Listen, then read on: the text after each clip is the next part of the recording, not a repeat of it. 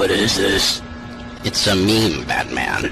Oh, hey, you found that meme I sent you. You see, that's from that new movie. Whoa, did you ever see that show, Demon Slayer? I don't know about Demon Slayer, but do you know who else slays demons? Hey, that reminds me of that new movie. Did you guys ever hear about that new... You know what my new favorite... Wow. I might have a problem. K-Pop Demon Hunters. Definitely something I never thought I'd be talking about on this channel. So about a month ago, I saw a trailer for this little Netflix special pop up in my YouTube feed, and to be honest, I really didn't think too much of it at the time. The premise is pretty much exactly what the title is, a trio of K-pop idols who moonlight as mystical demon hunters. And I mean, the trailer looked cute and all, but not only did I have very little knowledge of K-pop, but it also just kind of seemed like another dumb, watered-down Netflix special, so I didn't pay it much mind after skimming the trailer. That is, until my sister invited me to a movie party to watch it for the first time, and I figured I'd go ahead and give it a shot. I mean, even if it is some dumb Netflix kids movie, I figured there's gotta be at least something of value in it. I've seen it 5 times now, and I made a fan art comic for it, and I downloaded the music off iTunes.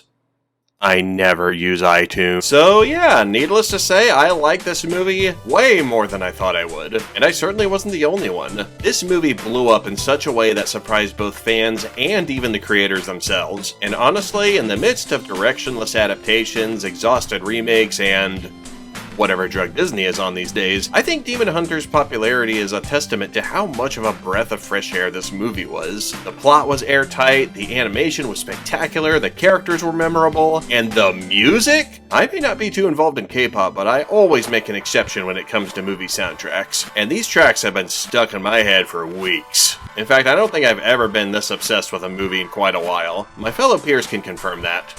Hey, I like your look. That reminds me of when I had an outfit that was golden.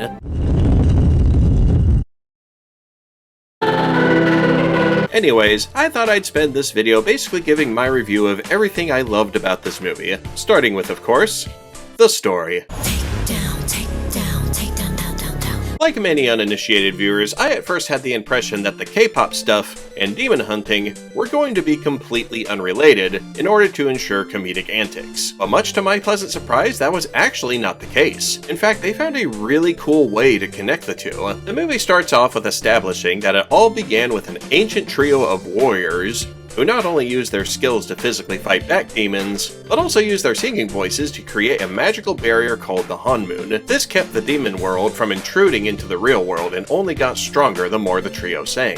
Over time, the sacred duty is passed on through different generations of musical artists until we get to our K-pop group known as Huntrix, consisting of our main characters Rumi, Mira, and Zoe. These 3 talented singers/warriors now have the duty of protecting the world against anything that possesses the demon patterns. And just when Huntrix thinks they have the upper hand, the Demon King named Gima ends up sending, and I quote, a demon boy band to one-up Huntrix and attempt to steal the hearts of their fans. Pretty much literally.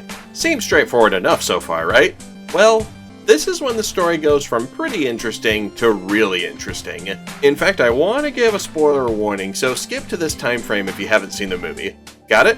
You good? Okay. Here's a recreation of how I reacted to an absolute bombshell reveal the movie just casually drops. Break these walls down to wake up and feel like me. Wait, what's with her tattoos looking just like demon marking? I mean, talk about throwing a wrench into things. And to add on to this, one of the demons from the boy band, named Ginu, catches on to Rumi, and the two slowly form a bond due to their mutual desire to break their demon ties. And I really shouldn't go into anything beyond that. You definitely have to see the movie yourself. I mean, that is unless you run into the same problem I had. Sorry, I can't watch that movie because I don't have Netflix. Who says you need Netflix? Take down, down.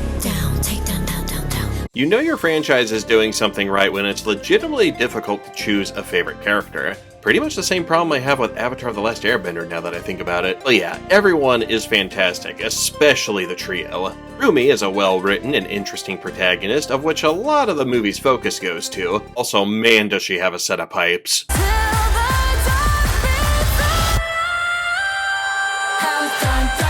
Mira is the snarky blunt friend with the tough exterior, but honestly a really sweet person under it all. Zoe is definitely the ray of sunshine of the group and does a good amount of work writing their lyrics. In fact, the dynamic among all three of them is such a wholesome little friendship. They aren't portrayed as perfect idols either, they each have their own flaws but still get along really well despite them. Oh, and their manager Bobby is such a great character too. The amount of care he has for the trio really makes him kind of a dad figure and it's really wholesome. Bobby is a K-pop manager who is also a nice person. This is to remind you the movie is a work of fiction. And then there's Genu, the demon torn between worlds. Talk about a complex character. I've seen so many franchises try and fail to make a sympathetic demon character, and in certain unfortunate cases, those make up the entire main cast. But Genu is a pretty solid testament on how to do it correctly. I definitely want to go more into that in a separate video, but for now, I'll just say he's an excellently written antagonist. Oh, and speaking of antagonists, y'all know how I feel about cool villains, and Gima is no exception.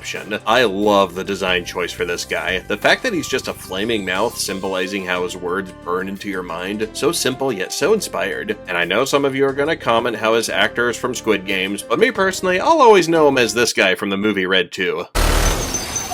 You dead yet, Moses? Not yet! Where's my plane? And I suppose I shouldn't talk about characters without mentioning the tiger and the bird. Yep, they're fun too. I find it interesting that they're not exactly evil and more of a gray area between the demon world and the real world. Can't say I blame them for trying to get away from Gima. He's just kind of angry all the time. You blew up my plane. And now, the moment you've all been waiting for. It's time for Matt's Top 7 K-Pop Demon Hunters songs!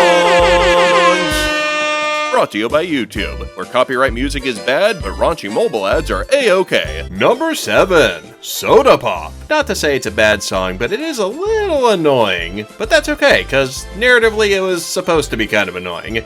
It served its purpose well in the story. Though, I do like how the whole song is a metaphor for the demons eating people's souls. Number 6, Takedown. Again, a cool song for sure, but story-wise, it served as a nice reminder that hateful diss tracks aren't always the route to go. And I kinda like how the characters brought attention to that. Though I do find it a little off-putting that it was made the end credits song. Number 5, Free! A fantastic love song. Almost forgot what those were like since Disney pretty much refuses to do them nowadays. But yes, love the melody, love the lyrics for this one. Really solidified the unique relationship between these two. Number 4, Your Idol. Also known as live footage of Vivzy Pop acquiring its fandom. Am I gonna have to start a has-been hotel roast counter?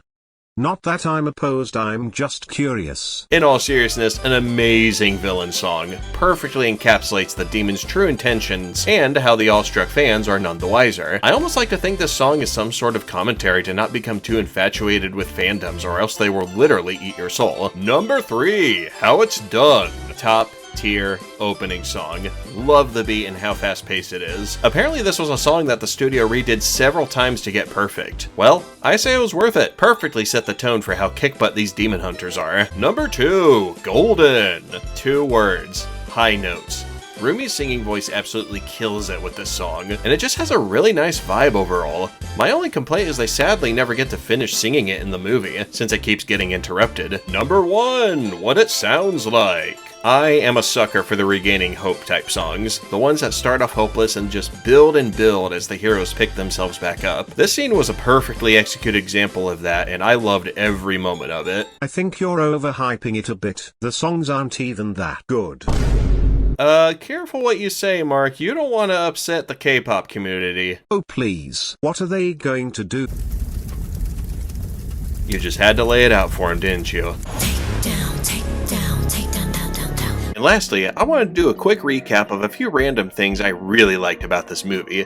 Firstly, the animation. It is phenomenal. It's smooth, bright, and colorful, and channels that anime energy while knowing not to go too crazy, even if it definitely gives you that impression early on. Speaking of, I do think it's really funny how the movie tried to fake us out with how wacky the snacking scene was, making you think these characters were just going to be another group of adorkable heroines. But nope. I think the goofiness in the beginning was intentional, in order to hook everyone in so they could be pleasantly surprised by the more subtle and profound direction later on. Profound direction in something called K-Pop Demon Hunters? Matt, do I have to call a psychiatrist? Yes, I know what I said. For how much this movie gives the impression online that it's just another loud kids movie, it does way more than that. There are so many well-written and thought-out moments between the characters that are so simple yet so effective. One great example would be this scene, when Rumi finds out her singing voice is giving out.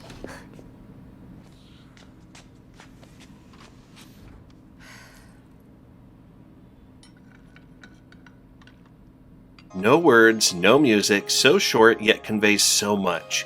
Just a silent understanding among friends that Rumi is in a tough spot and needs company. In fact, so much of the secrecy between Rumi and her friends creates a lot of well-executed tension throughout the movie, and the payoff for it all during the climax is so well done and my favorite part of the whole movie. While there's definitely stuff in this movie that kids will enjoy, it's moments like all of these that show they respect their audience and maybe even trust the kids will appreciate them too. I think that's the reason this movie blew up so fast. Right down to the title of the movie, it opened with the facade of being another bright and flashy, sing-songy cash grab, but it was competent enough to know it shouldn't stop there. It went the extra mile with complex and likable characters and really profound storytelling. It just goes to show that sometimes, that's exactly what people want in a movie. They want something that seems passionate, and that's certainly the vibe I got from this movie. And lastly, here's just a quick lightning round of other moments I really loved in this movie.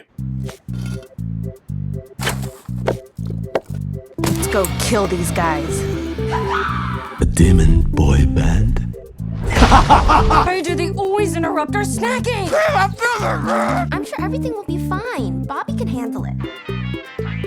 Hi, Bobby! Girls, I can't handle this! The only ones dying tonight are your...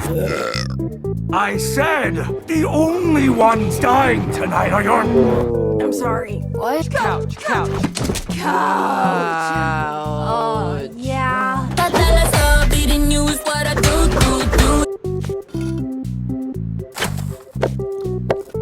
It's over for us! She wants to meet and she's late.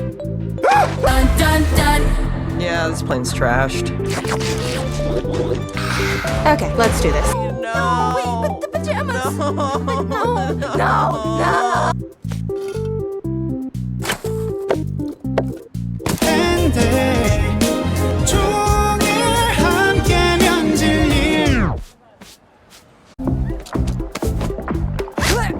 Sorry. Don't let this turn you off bathhouses, Rumi! It's usually really fun and relaxing! But first, I want to talk about those pants.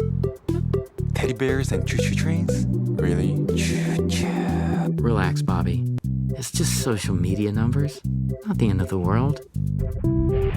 Oh, okay, great. Well then, I might as well just tear these off. Rumi, we don't have time to change the lyrics, even if we wanted to.